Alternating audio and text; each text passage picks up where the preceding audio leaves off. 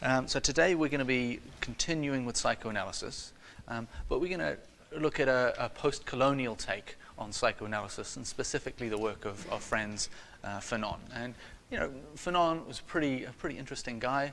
I think he's pretty great. He was a political radical, he was a Pan-Africanist, and he was a Marxist humanist. In the course of his work as a physician and as a psychiatrist, Fanon supported the Algerian War of Independence from France, and was a member of the Algerian National Liberation Front. And he's also inspired national liberation movements and other radical political organizations in Palestine, in Sri Lanka, in South Africa, and even the United States. So today, we'll look first at Fanon's life, and then we'll consider what he has to say about colonial identity and the effects of colonization on the minds of colonized people. And finally, we'll consider his ideas of decolonization and specifically the role of violence in this process, or the potential role of violence. So Fanon was born in 1925 in Martinique, which was it's an island in the Caribbean that's actually still, in fact, part of France. His father was the descendant of African slaves and indentured Indians, and he worked as a customs agent. And his mother was of black Martinician and white Alsatian descent, and worked as a shopkeeper. His family was socio-economically middle class, so they could afford to send Fanon to the most prestigious local lycée, the Lycée Schola. And while there, Fanon had the extremely well-known and well-regarded poet, author, and politician Aimé Césaire as one of his teachers, and he formed quite a close relationship with him. After France fell to the Nazis in 1940, French naval troops were actually blockaded on Martinique by the Germans. And these soldiers, who were forced to stay on the island, took over the government from the Martinique people. And this was an incredibly oppressive regime. For Fanon, it seemed to him as if the French had finally taken off their masks and showed themselves to be kind of the authentic racists that they were all along. And so this abuse of the Martinique people by the French Navy kind of further reinforced his disgust with colonial racism. So at this point, leaving Martinique as a dissident, he went to serve with the French Free Forces, notably in the Battle of Alsace. And in 1944, he was wounded at Colmar and received the Croix de Guerre, which I assume is a pretty good medal. Now, during the war, Fanon encountered some pretty severe anti-black racism, and when the Nazis were defeated, and the Allied forces crossed the Rhine into Germany along with photojournalists, the non-white soldiers of his platoon, or whatever, were actually removed from the regiment for the purposes of the photographs, in order to bleach the photographs, make sure they were fully white. In 1945, after the war, Fanon returned to Martinique, where he worked for the parliamentary campaign of Aimé Césaire, who ran on the communist ticket. And while there, Fanon completed his baccalaureate, and then he went to France, to Lyon, and he studied medicine and psychiatry there. While completing his residency in France, Fanon published his first book, Black Skin, White Masks. This was originally his doctoral dissertation that he submitted at Lyon, and it was on the negative effects of colonialism on the psychology of black people. And it was itself a response to the kind of racism that Fanon experienced while studying at Lyon. But instead, it wasn't accepted there, and instead he published it as a book, and he submitted a different dissertation to receive his doctorate. Now, following the outbreak of the Algerian Revolution in November 1954, Fanon joined the Front de Libération Nationale. He worked at a French hospital in Algeria and was responsible for treating the psychological distress of the French soldiers and the officers who carried out torture in order to suppress the anti-colonial resistance. And as well, at the same time, he worked with the Algerian torture victims themselves. So after this experience, Fanon realized that he couldn't continue to support the French efforts, and he resigned finally in 1956. And shortly after this, he was diagnosed with leukemia. He went to the Soviet Union for treatment and experienced some remission. And then in 1961, the CIA actually arranged for him to come to the US under a fake name, under the name Ibrahim Fanon, to receive treatment. But this wasn't successful, and he finally died in Bethesda in Maryland in 1961. So Fanon's basic project, as you probably gathered from his biography, is to resist colonialism. He wanted to understand the psychopathology of colonization, right? The human and the social and the cultural consequences as well of decolonization. And this can be cashed out in various different ways. Importantly, though, it entails recognizing the way that the colonial subject is created by colonialism. So for Fanon, rejecting colonialism is a matter of rejecting, at least for one thing, the way that colonization presumes both the superiority and the universality of European culture and European ideals. On top of this, it involves rejecting the way that it dehumanizes the colonized and renders their culture and their ideals inferior and really importantly, particular, as opposed to universal. So colonialism for Fanon is the frenzied determination to deny any attribute of humanity to millions of people. In fact, at one point, most of the world's population. So it's a way of engaging with others, with non-European ways of being, that more or less attempts to violently disorder, violently dislocate their social meanings, their sensibilities, and their identities. So it turns the colonized subject into a non-human, it turns them into an object, and it denies their historically constituted subjectivities as being valid in any way valid ways of being in the world. Now, of course, this is inevitably going to have a pretty deep psychological dimension to it, because by being refused to be considered fully human by the colonizer, the identity of the colonized person ends up being deeply troubled. So the colonized person, they're faced with extermination, right? They're faced with being considered things rather than being considered people. And so the colonized person is forced by this situation to ask themselves who they are. They're forced to try to imagine themselves from the perspective of the colonizer. They're forced to ask themselves, what is it about them, right, about their way of life and their ideals and their subjectivities that make it possible for them to be denied full status as human beings. Now, of course, you can be pretty sure as well that this is a one-way process, right? It's extremely rare that a colonizer ever has to imagine what their colonized subjects think about them, right? The colonizer never has to try to get inside the colonized person's head, inside their subjectivity, because, of course, why would they? Where's the need to do so?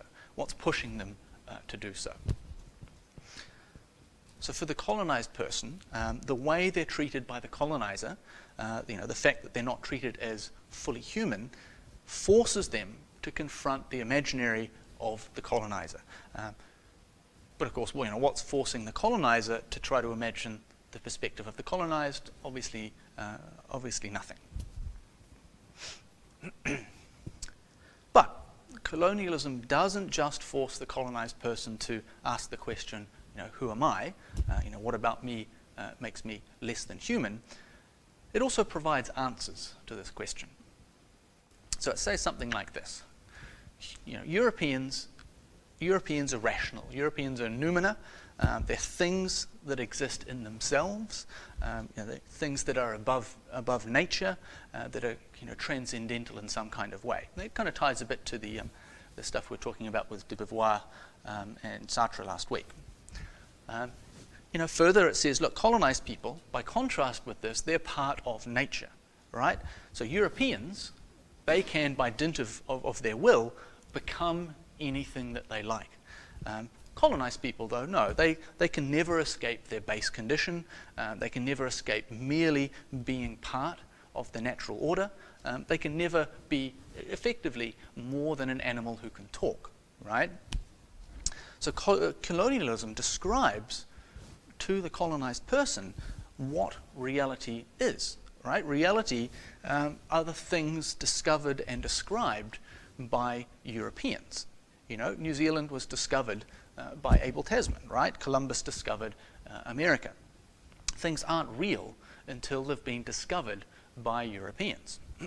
So Maori or Africans or Native Americans, they don't get to do the describing. They can't discover things. They can only be discovered. So they don't even get to describe themselves, right? The facts, the truth, the reality are what European anthropologists discover to be the case.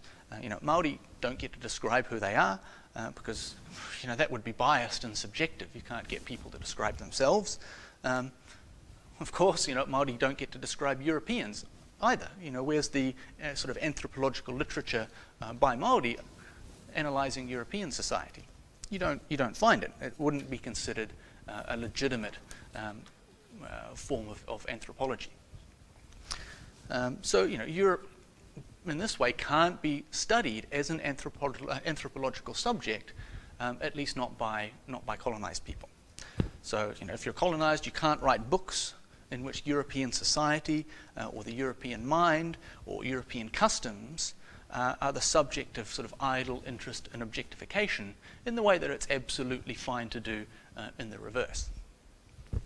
I think, the very idea of this is considered ridiculous, because of course colonized people, they're particular, but European knowledge is universal. Colonized people are the objects of scientific and anthropological inquiry. They don't get to undertake this inquiry. They don't get to describe themselves. They don't get to describe Europeans, or really ultimately to describe anything else. Colonized people, according to this way of thinking, they can't generate knowledge. They can only be the objects of knowledge. Now, of course, there is a way that colonized people can escape this. There's a way that a colonized person can cease to be merely a part of nature. They can cease to be merely an object, and they can become a person. They can become a full human being. And that's through becoming European. Right? If the colonized person can be taught to become European, then they can be liberated into the human condition. Right? They can gain human subjectivity, and they can start to appreciate the universal reality that Europeans have so cleverly and unselfishly uncovered for humanity. Right? They can become part of a society, become part of humanity, structured by these eternal, universal ideals. Now, this would never be possible, of course, if they were to stay African or if they were to stay Polynesian or Native American or Maori, right? Africans, Polynesians, Native Americans, Maori, they can have beliefs. Absolutely, they can have beliefs. And we can document those beliefs in our anthropology textbooks. But, of course, they're just beliefs, right? They're particular, they're contingent. We can even explain the beliefs using anthropology. Right, we can document why and how, for example, Māori developed their particular social structures and their particular religious beliefs. We can offer a cause behind why they believe certain things.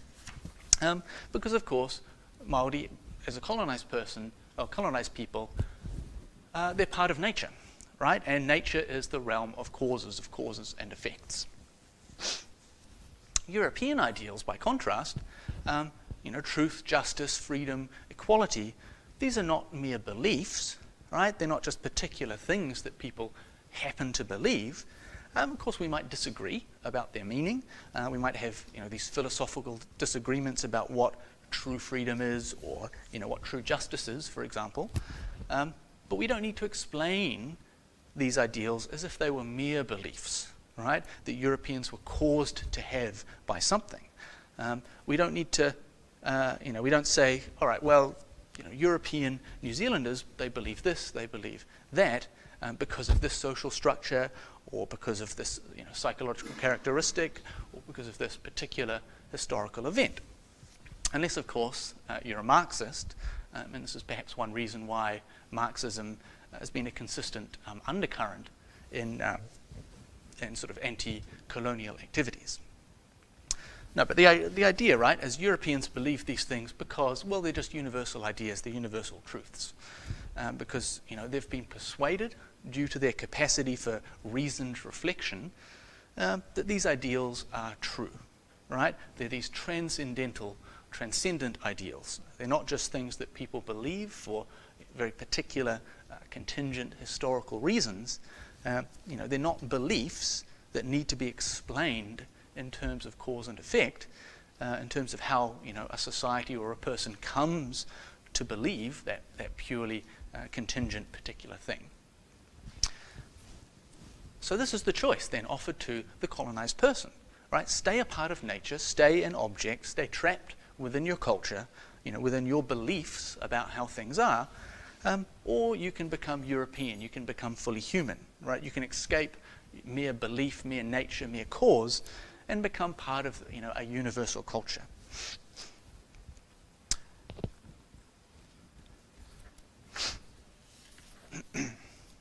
Now, of course, European ideals are often not realized in practice.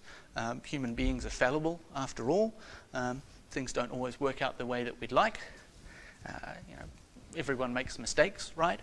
But these European ideals, these European values, they're eternal, they're true, regardless of how they might fail in practice to fully live up to their natures. And of course, things are quite different for colonized people. When colonized people do something that Europeans disapprove of, well, of course, it's not a failure to live up to ideals. That's just an expression of their culture, right? They did the bad thing because their culture is flawed in some kind of way, right? And what else would we expect? So given these two choices, it's pretty obvious which one is the more attractive one, right? Okay, so I hope it's fairly clear to you, quite how sarcastic I've been for the last 5 or 10 minutes. But this is the basic belief system that underlies colonialism, right? And to be blunt, it's a belief system that still operates today in New Zealand. But what I want to do now is, with the structure of colonialism in mind, I want to think about how Fanon applies it at the level of the individual, right? At the level of psychoanalysis. So in other words, I want to think about what this, I guess we could say, ideology of colonialism actually does to people as individuals. Now, one thing to note here is that psychoanalysis studies neuroses, right, in certain places in certain societies. But we do need to think about who the subject of these theories typically is, and as well who typically undertakes this theorizing. And the fact is, it's almost exclusively Europeans doing the theorizing and Europeans who are being theorized about. And of course, psychoanalysts usually don't draw attention to this fact. Typically, they present their theories as being part of a universal human nature.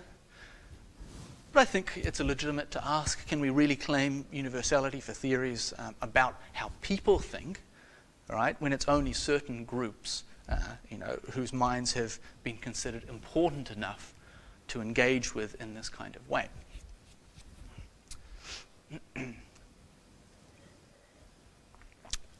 Now, this is not to say that there's never been an engagement with the colonized mind, but typically this is undertaken by Europeans and acts pretty clearly in hindsight as amazingly transparent rationalizations for European colonization.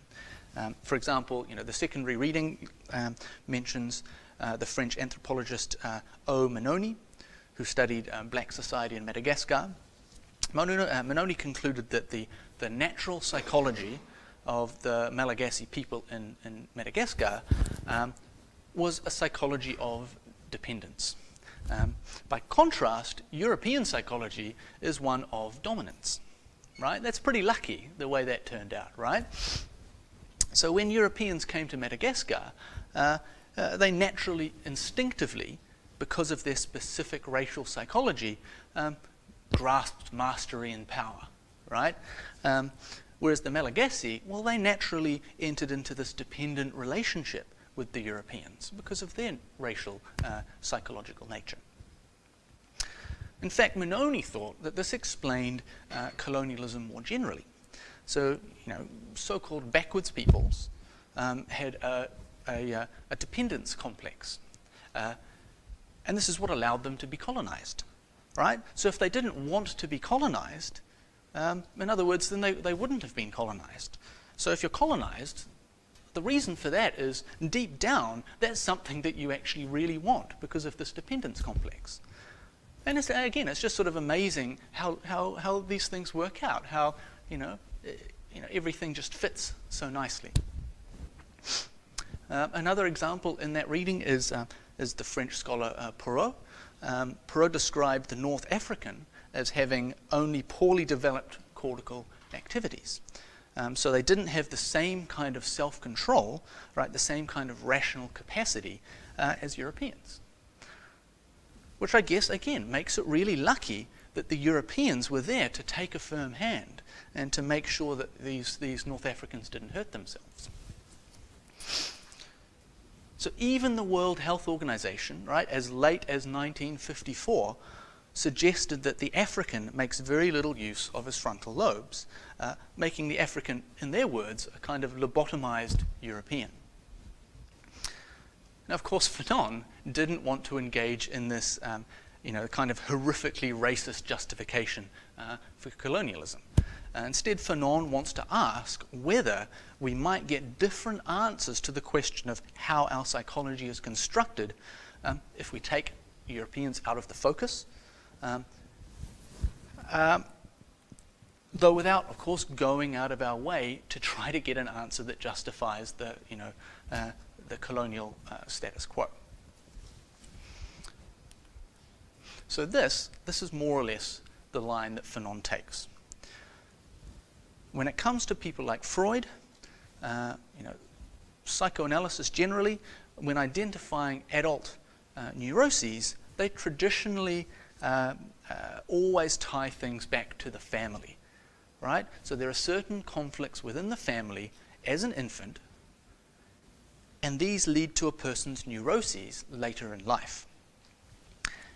And this has important implications for the Eurocentric nature of psychoanalysis, because Fanon says in the European context, the family structure and the national structure, right, the political and the social structure, they're closely connected. So the family structure and the national structure, they're closely connected.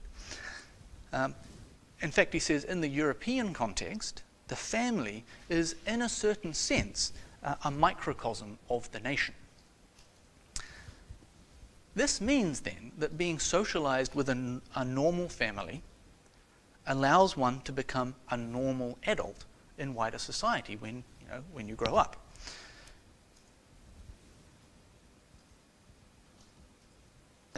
So as the family is a microcosm of wider society and is structured according to the same values, the same principles, more or less the same systems, and so on, by learning to be a member of the family, we learn at the same time how to be a member of society. Right? We learn to understand authority in the context of the family, and then all authority from that point on in our lives is kind of assimilated into that basic model of authority. So as we learn to respect, family authority, so we learn to respect other sorts of authority as well, right? Authority in both cases, in the family and in wider society, they work, or it works along similar kinds of lines. So learning about how authority is structured in the family, it socializes us to be able to engage with the same kind of authority, just at a higher level, when we become an adult and engage in wider society.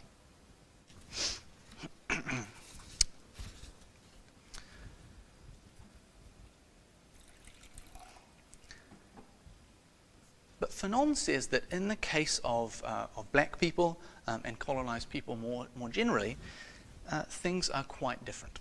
For a colonized person, being socialized in a normal family and in the colonized culture is not going to make them normal in wider white colonial society. All right? And that's, in the context of, say, the United States or New Zealand, white society is absolutely the dominant society. It's the society that everyone more or less has to fit into.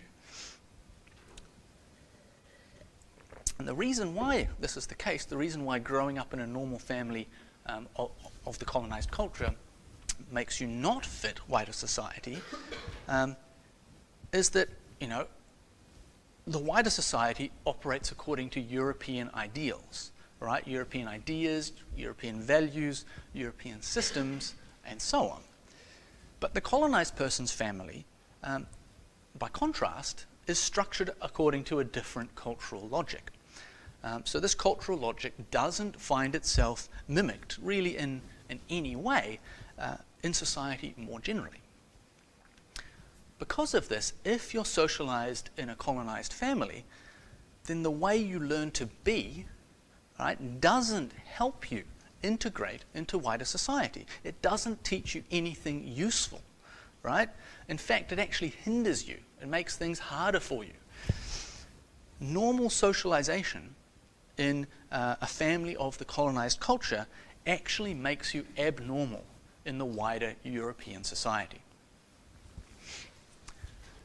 Now, lest you think this is, an issue of no more than historical interest or something that happens only in bad countries in other parts of the world, I think, New Zealand society absolutely still works in this way, right? The New Zealand political system, 100% almost European.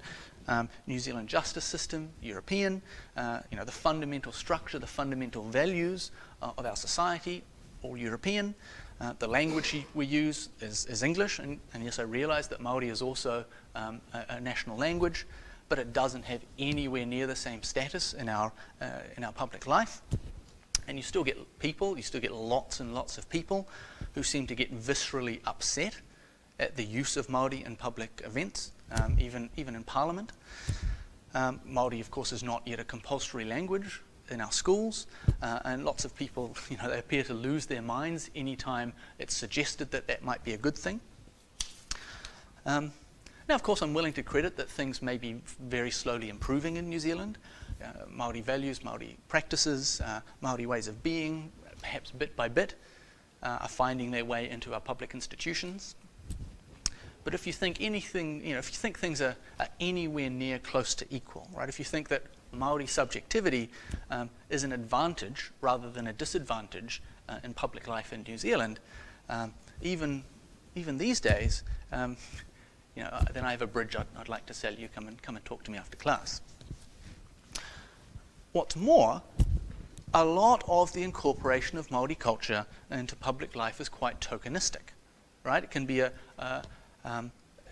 this kind of tokenistic inclusion can be a form of racial disparagement as much or perhaps more than some of the more overt forms of racial typecasting that I discussed earlier. For example, often the portrayal of Māori life in public culture is treated as sort of exotic and interesting still, but also as static, right? Exotic and interesting, but static. So this is the idea that Māori culture is something that kind of just stopped right, suddenly in time when Pakeha arrived in New Zealand.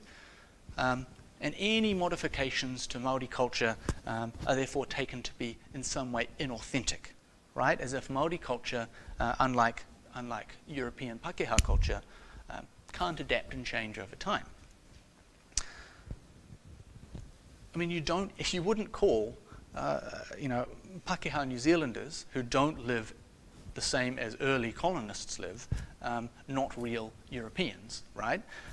But you do frequently hear people still describe Māori who don't act as Māori are supposed to act, i.e. according to some static, traditional, authentic European idea of what it means to be Māori.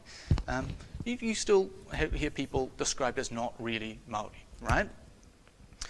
So even the positive depictions of colonized people in our public life, they can be racist, so long as the fundamental values of wider society are not theirs. So in short then, the colonized person lives in a world in which their own way of being, right, their own subjectivity, makes them a misfit for the way that society works. It disadvantages them.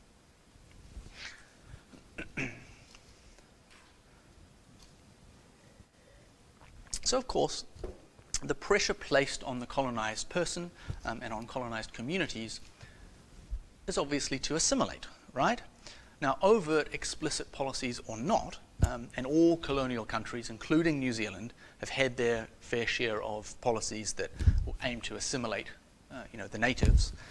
The fundamental structure of society pushes the colonized person to become European, right? Because who wants to be on the outside after all? Who wants to be disadvantaged? Who wants to be an object? Now, Fanon himself, of course, he was perfectly well versed in European culture, right? He spoke fluent French. He was very well educated. He understood European culture, in fact, far better than any French person was likely to understand Martinique culture. And of course, colonized people can and do completely assimilate, right? Completely adopt European culture to the point where they don't consider themselves, say, African anymore, or Native American, or Maori, or whatever. And again, why wouldn't you? This seems like a good choice. Because in European colonies, whiteness, right, Europeanness, isn't just associated with power, with status, and with wealth, and with superiority.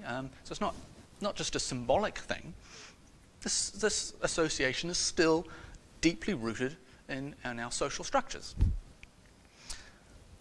Now, of course, and this is what Fanon himself found, as soon as the colonized person tries to enter European society, or at least certain heights of European society, they realize that even though they think of themselves as European, and even though colonial culture has done everything in its power to encourage them to be exactly the kind of people that they have become, Europeans nevertheless refuse to accept them as fellow Europeans.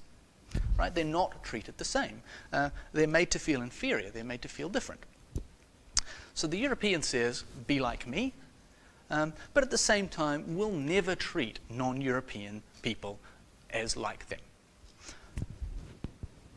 Now, of course, there's another alternative here. The colonized person can reject European culture in a kind of a superficial way. They can kind of revel in the very descriptions that Europeans ascribe to them. So, African men, for example, are seen by many Europeans to be strong, athletic, sexually superior. The idea that African men, not to put too fine a point on it, are thought to have big dicks and they're thought to be good in bed, right? So an African who realizes, consciously or not, that they can never achieve any real economic or social power, instead can embrace a substitute, right? They can embrace the stereotype that sees them, at least in some ways, as being superior to the European.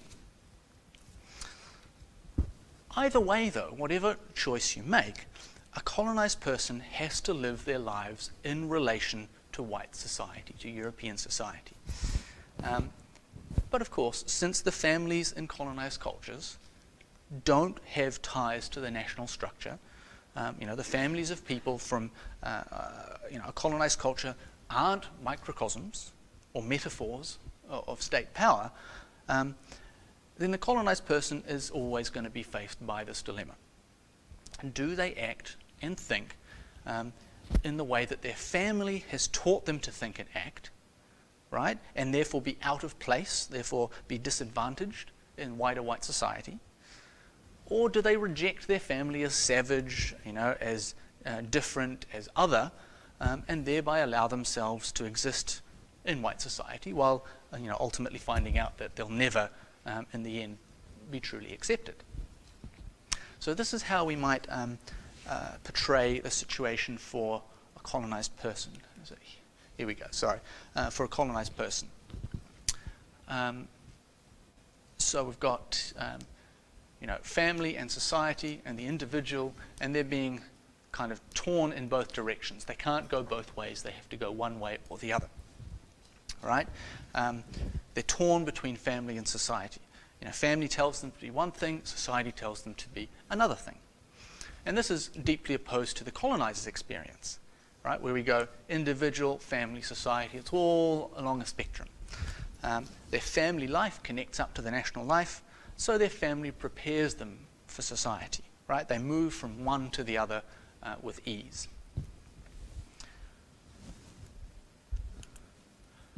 Now, because of this tension, a colonized person's psychology is going to be very different to the psychology of a colonizer, at least Fanon thinks.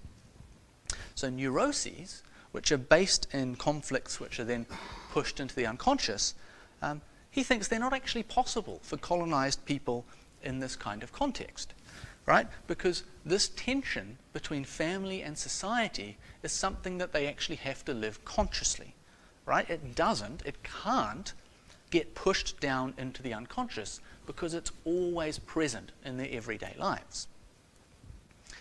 And for this reason, Fanon actually argues that, contrary to the views of European psychoanalysts, neuroses are not a basic component of human reality, right? So in European psychology or psychoanalysis, you have the Oedipus complex, I'm sure you've all heard of, the emotions and ideas that the mind keeps in the unconscious that focus on a child's desire to have sexual relations with the parent of the opposite sex. Fanon says, look, this neurosis cannot be present or is not present for the colonized person, right? Neuroses, they're present in the case of the European because of the fit between the European family and wider society. So these intra-family dynamics, right, these conflicts, these desires, therefore, in the European case, come out in the behavior of the colonizer, the European, when they act in society, right? These conflicts, they've been suppressed, but because wider society works according to a similar basic model, a similar basic logic, these conflicts don't stay suppressed.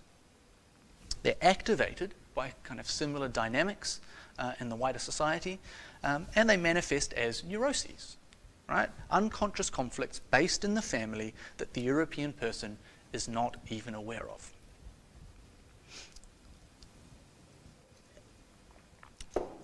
By contrast, according to Fanon, neuroses, or I guess we would say abnormal behavior on the part of the colonized person, they're due entirely to the social situation, right? When the colonized person engages with European society, with white society, they enter into a situation of constant psychological tension in which they cannot identify both with their family and their background and at the same time feel comfortable in white settler society, right? So they don't know how to act. They don't know which way they've been taught to think of themselves is the right way. And of course, they're being constantly reminded of this by the wider settler society, which treats them as an other and attributes them qualities that they don't see themselves as possessing, such as sexual prowess or something like that.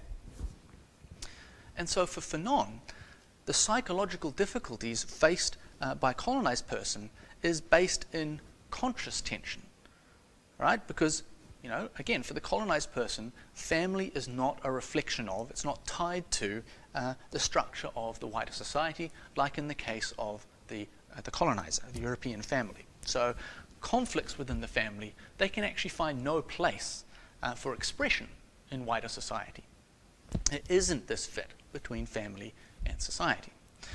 And in fact, quite the contrary is the case. Society and family, as I've said, they pull the colonized person in opposite directions. So this is the basic contours of Fanon's psychological model of the colonized mind. This is not, however, where I want to leave things for Fanon, because what he advocates for is decolonization. So he wants colonial subjects to escape the situation in which no matter what they choose, they end up being defined against European or by European settler ideas of who they are and what they should be. Like, he wants colonized people to throw off this way of thinking entirely, to be able to develop their own culture and their own subjectivities, right, their own ways of being, entirely free from European influence. Right? So rather than being faced by a choice that's defined for them by Europeans, right, become European, become fully human, or become, you know, Europe's idea of a colonized person and become an object, Fanon wants to destroy that very way of thinking. All right? He wants to decolonize the minds of colonized people, to remove from them the categories and the concepts that have been internalized, that end up defining who they are, that end up defining what they can be. In short, by rejecting the idea that European culture is the metric to which any culture can be compared, right? That its values are transcendent, that they're eternal, that European culture and European subjectivity is fully human, it's universal, in contrast to this objectified and particular subjectivity or form of life of colonized people. So in other words, he wants colonized people to liberate themselves from the yoke, you know, the ideological and the psychological yoke, as much as anything else, of the colonizers. Well, how is this to happen? Well, Fanon, he actually argued explicitly for the use of violence on the part of colonized people. His argument was this: because colonized people are not considered to be human by the colonizer, they were therefore not bound by the principles that apply to humanity in their own attitudes towards the colonizer. In the book that he put this view forward in, called "The Wretched of the Earth," was of course censored by the French government. Now, this claim that colonized people have the right to use violence to resist colonialism and to decolonize can be something of a shocking one to some people. And the author of the primary text on Fanon talks about teaching Fanon regularly to his IR classes, and he talks about the typical responses that his students have towards Fanon's claim that violence for the purposes of decolonization can be acceptable. And he kind of notes how interesting and illuminating these responses can often be. And he notes there are typically two responses. The first is a wholesale rejection of violence, right? A claim to pacifism. So students say, look, violence is never okay. Violence is always a moral wrong, no matter under what circumstances this violence takes place. And of course, if his students were consistent pacifists, then maybe there's something to that idea.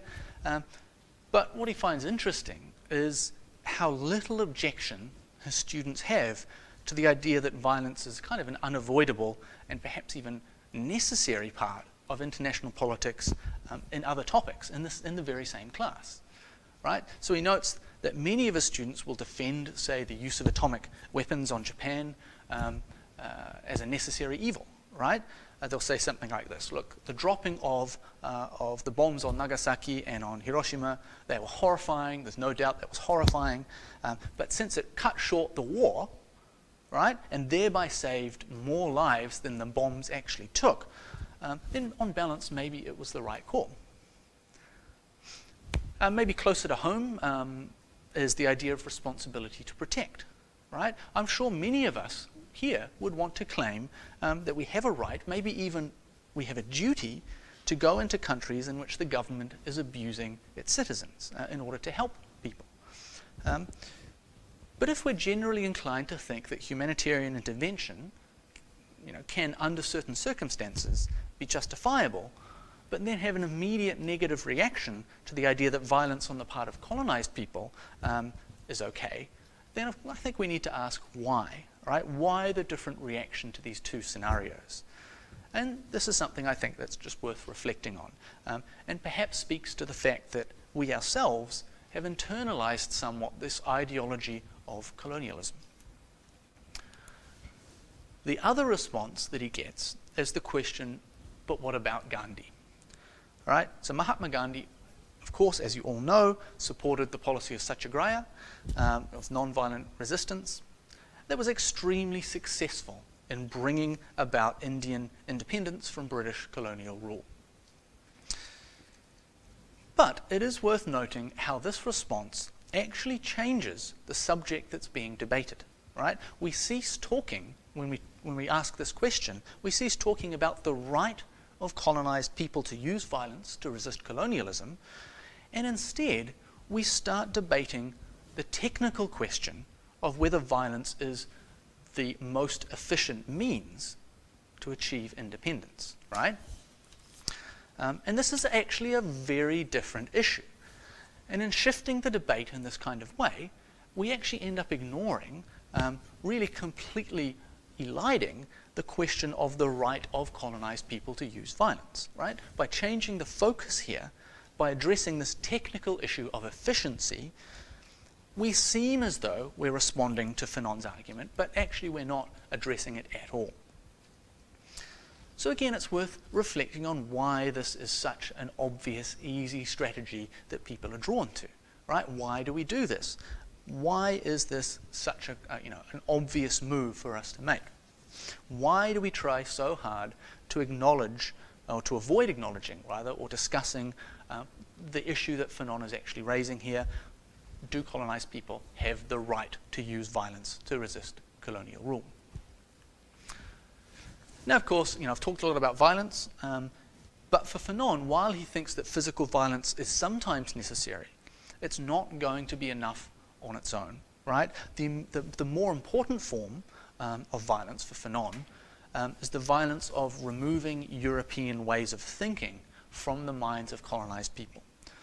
So the rejection of the European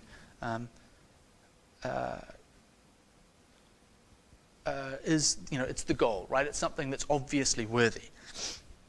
And most importantly, the rejection of European frameworks of thought that impose a certain self-understanding on the colonized person. They need to be violently rejected.